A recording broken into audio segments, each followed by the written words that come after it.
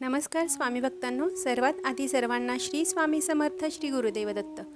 स्वामींच्या कृपेने तुमच्या ज्या काही चांगल्या इच्छा असतील त्या लवकरात लवकर पूर्ण होत अशी मी स्वामींच्या चरणी प्रार्थना करून या व्हिडिओला सुरुवात करते. तर आपल्या हसत्या खेळत्या घरामध्ये जर अचानकच मोठमोठी संकटे एका पाठोपाठ एक येऊन म्हणजे आपल्याला दिसत असतील तर आपल्या घरामध्ये प्रखर निगेटिव्हिटी शक्ती आलेली आहे असं समजून जायचं. तर आपल्या घरामध्ये संकटही येतच असतात आणि संकटाशिवाय आपला संसार होतच नसतो. एका पाठोपाठ एक अशी संकटे येत असतात, पण ती जातसुद्धा असतात. तर अशा वेळेला जर एखादं संकट आपल्याकडे आलं आहे आणि त्यानंतर लगेच त्या पाठोपाठ दुसरं संकट आलं, दुसऱ्यानंतर लगेच तिसरं संकट आलं, असं आपल्या घरामध्ये वारंवार घडत असेल, एका पाठोपाठ एक अशी संकटे जास्तीत जास्त वेळा येत असतील आणि त्या संकटांचं निराकरणसुद्धा आपल्याकडे होत नसेल आणि काहीच मार्ग सापडत नसेल, तर त्यावेळेला आपल्या घरामध्ये प्रखर निगेटिव्ह एनर्जी वास करत आहे असे आपण समजून जायचं. आणि त्यासाठी आपल्याला काही उपाय करायचे आहेत, ते सुद्धा मी तुम्हाला इथे सांगणार आहे. त्याचप्रमाणे घरातील एखादी व्यक्ती अचानक चांगली असता असता सारखी आजारी पडत असेल, म्हणजे आजार असा असतो की काहीच झालेलं नसतं, त्याच्या चेहऱ्यावरती तर काहीच दिसत नसतं, पण ती आजारी असते आणि डॉक्टरकडे मात्र आपले पैसे खर्च होत असतात.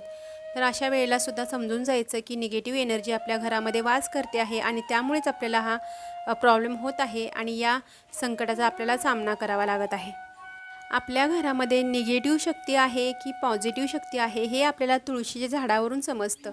आणि आपल्याकडे जर तुळशीचं रोप लावलेलं असेल आणि ते वारंवार जगत नसेल किंवा त्याची पाने कोमेजून पडत असतील खाली किंवा ते रोप वारंवार सुकत असेल आणि त्याची पाने काळीसुद्धा होत असतील, तर अशा वेळेला समजून जायचं आपल्या घरामध्ये निगेटिव्ह शक्ती आहे आणि आपल्या घरावरती कोणतं तरी मोठं संकट येणार आहे आणि त्यासाठी आपल्याला सावध राहिलं पाहिजे आणि तुळशीच्या झाडावरती जास्तीत जास्त लक्ष आपलं असलं पाहिजे. तर आपल्या घरामध्ये जर पैसे कमी येत असतील आणि जर येत असतील ते पैसेसुद्धा विनाकारण कोणत्या ना कोणत्या कारणासाठी खर्च होत असतील आणि हे जर वारंवार घडत असेल तर आपल्या घरामध्ये निगेटिव्ह शक्ती आहे आणि त्या शक्तीमुळेच आपल्या घरातला पैसा टिकत नाही, घरातला पैसा सारखा वाया जातो आणि विनाकारण ज्या गरजेच्या गोष्टी नसतील त्यांच्यासाठी सुद्धा आपला पैसा वारंवार वाया जात असतो. तर हे महत्त्वाचं कारण आहे निगेटिव्ह शक्तीचं. आपला पैसा आपल्या घरामध्ये टिकत नाही. पहिली गोष्ट म्हणजे तो कमी येतो आणि आला तरी तो टिकत नाही. हे अतिशय महत्त्वाचं कारण आहे निगेटिव्ह शक्तीचं आणि त्याचा उपायसुद्धा मी तुम्हाला याच व्हिडिओमध्ये सांगणार आहे. आपल्या घरामध्ये निगेटिव्ह एनर्जी येण्याची ही महत्त्वाची कारणे मी तुम्हाला सांगितलेली आहेत आणि त्याचा उपायसुद्धा मी याच व्हिडिओमध्ये आता तुम्हाला सांगते.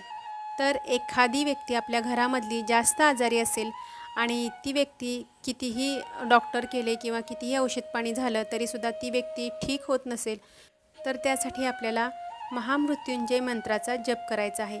हे महामृत्युंजय मंत्र आपल्याला यूट्यूबवरती सुद्धा मिळेल आणि आपल्याला नित्यसेवेच्या पुस्तकामध्ये पण दिलेला आहे.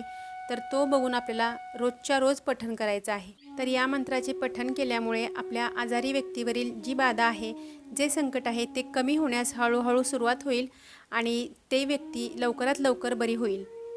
तर दुसरी गोष्ट म्हणजे आपल्या घरामध्ये जे आपला मुख्य दरवाजाचा उंबरा आहे तो आपल्याला नित्य नियमाने स्वच्छ पुसून घ्यायचा आहे. कारण उंबऱ्याच्या मार्फतच आपल्या घरामध्ये निगेटिव्ह एनर्जी प्रवेश करत असते आणि तो नेहमी स्वच्छ पुसला गेला पाहिजे. रोज सकाळी उठून त्यावरती गोमूत्र शिंपडून तो उंबरा रोज पुसून घ्या. हळदीचं लेपन करायचं असेल तर हळदीचं लेपन करून घ्या. ते करायचं नसेल तरी चालेल, पण तुम्ही तो उंबरा स्वच्छ पुसून घेतला पाहिजे. आणि ज्या वेळेला आपण उंबऱ्यावरती रोजच्या रोज जर गंगाजल आणि गोमूत्र असं जर शिंपडत असेल तर उंबऱ्यावरती निगेटिव्ह एनर्जी अजिबात प्रवेश करत नाही. घरामध्ये नेहमी पॉझिटिव्ह वातावरण निर्माण होतं. तुम्ही करून बघा, कारण गोमूत्र आणि गंगाजल हे निगेटिव्ह शक्तीसाठी प्रभावी उपाय आहेत आणि ते उंबऱ्यावरतीच आपल्याला करायचे आहेत. म्हणजे मुख्य दरवाजातून निगेटिव्ह एनर्जी आपल्या घरामध्ये प्रवेश करणार नाही आणि आपल्या घरामध्ये सुख समाधानाने सगळ्या गोष्टी होतील. त्याच पद्धतीने तुळशीचे रोप जर आपल्या घरामध्ये वारंवार जगत नसेल किंवा सुकत असेल वारंवार, तर अशा वेळेला तुळशीच्या रोपाची आपल्याला अत्यंत काळजी घेतली पाहिजे लहान मुलांप्रमाणे. त्यासाठी आपल्याला सर्वात प्रथम देवपूजा करण्याच्या अगोदरसुद्धा आंघोळ झाल्यानंतर तुळशीच्या रोपाला जल अर्पण करायचं आहे. रविवार सोडला आणि एकादशी सोडली तर आपल्याला नेहमी जल अर्पण करायचं आहे. जास्त प्रमाणात नाही घालायचं, पण थोडंसं जल अर्पण रोजच्या रोज आपल्याला करायचं आहे. आणि तुळशीच्या रोपाची सेवा करायची आहे। हळदी कुंकू अक्षता फुले वाहून रोजच्या रोज अगरबत्ती धूप दाखवायचा आहे। तुळशीच्या रोपाला विनंती करायची आहे, माता लक्ष्मीचा आशीर्वाद घ्यायचा आहे। आणि त्यामुळे जर आपलं तुळशीचं रोप जरा कमजोर असेल तर अशा वेळेला आपल्याला आठवड्यातून एकदा किंवा 15 दिवसातून एकदा ताक बनवायचं आहे घरामध्ये, आंबट ताक जे आपण फेकून देतो आंबट झाल्यानंतर, तर ते ताक पाणी टाकून दही असतं आंबट, ते आपण पाणी टाकून त्याचं ताक बनवायचं आणि ते तुळशीच्या रोपाला घालायचं। त्यामुळे आपली तुळस हिरवीगार, ताजी आणि टवटवीत दिसून येते। तर घरामध्ये वारंवार भांडणतंटे आणि वादविवाद होत असतील तर यासाठी आपल्याला लादी पुसण्याच्या पाण्यामध्ये थोडंसं मीठ, हळद आणि गोमूत्र टाकून त्या पाण्याने आपल्याला ती लादी पुसून घ्यायची आहे। रोजच्या रोज हा उपाय करा। 1 महिनाभर हा उपाय झाल्यानंतर आपल्या घरातील वातावरण बदलल्याचं तुम्हाला दिसून येईल। त्याचप्रमाणे आपल्या घरामध्ये जर लहान मुले घाबरून राहत असतील किंवा कोणत्या तरी कारणासाठी त्यांच्या मनामध्ये भीती निर्माण झालेली असेल तर अशा वेळेला आपल्याला घरामध्ये हनुमान चालीसेचं पठण करायचं आहे। संध्याकाळी दिवे लागणीच्या वेळेला आपली नित्यसेवा झाल्यानंतर किंवा आपलं जे काही रूटीन असेल देवाचं ते झाल्यानंतर आपल्याला हनुमान चालीसा म्हणायचं आहे। आणि त्यानंतर आपल्याला त्यावेळेला जी अगरबत्ती लावलेली आहे अगरबत्तीसुद्धा लावायची आहे हनुमान चालीसा म्हणताना, आणि ती अगरबत्तीची जी रक्षा असते ती आपल्या लहान मुलांना कपाळावरती लावायची आहे।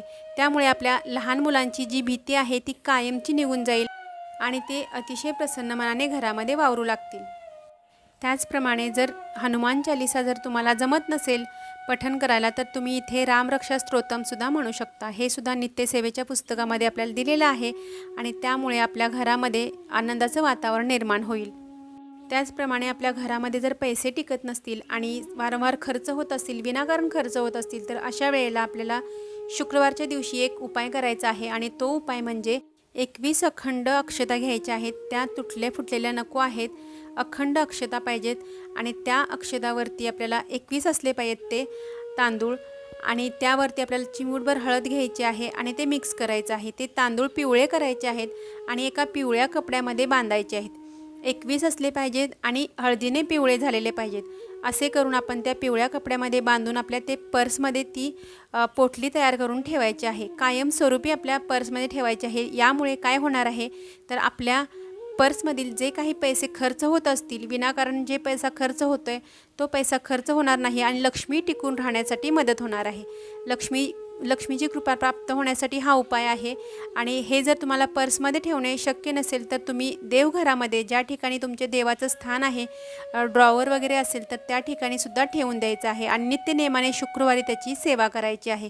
अगरबत्ती धूप जे काही असेल तर ते दाखवायचं आहे आणि त्या पद्धतीने त्याची छोटीशी सेवा करायची आहे। त्यामुळे आपल्या घरामध्ये अखंड लक्ष्मीचा वास राहील आणि लक्ष्मी प्राप्त होण्यास मदत होईल।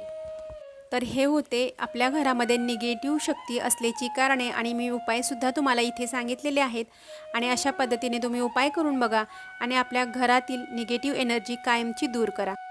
तर ही होती छोटीशी माहिती। तर माहिती तुम्हाला कशी वाटली कमेंट्सद्वारे सांगा आणि जास्तीत जास्त लोकांपर्यंत शेअर करा। व्हिडिओ आवडला असेल तर व्हिडिओला लाईक करा आणि चॅनेलला सबस्क्राईब करायला विसरू नका। तोपर्यंत सर्वांना श्री स्वामी समर्थ, श्री गुरुदेव दत्त।